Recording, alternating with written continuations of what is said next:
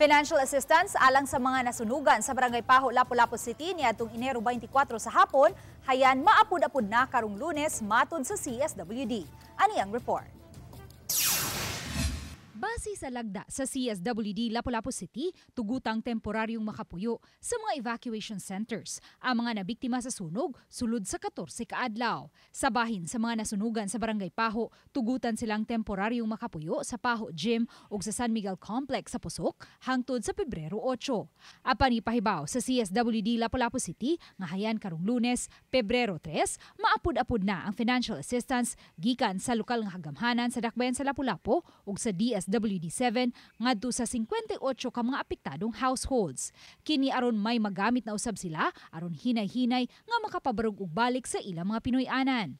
Nga at least man lang atong mga nasunugan na silang pagbalik, di mayon mahatag ang tanan, parang importante nga nakahatag sa hinay-hinay nga ato ang pagamahanan sa syudad sa Lapu-Lapu.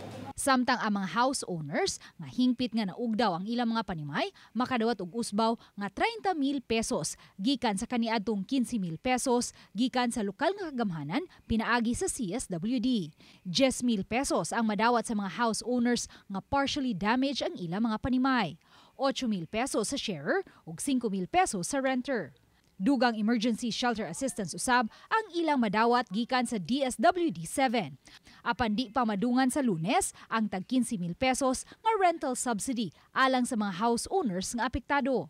Matod ni Lapu-Lapu City Councilor Annabeth Quezon, chair sa Committee on Finance and Appropriations, nga may gihimo na sila karon nga draft ordinance alang sa financial assistance nga mahatag sa mga mabiktima sa sunog.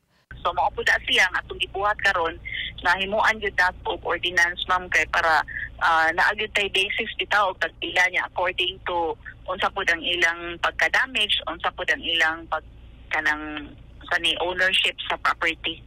Uban ni Marlon Melgazo, Luan Merondina, Balitang Bisdak.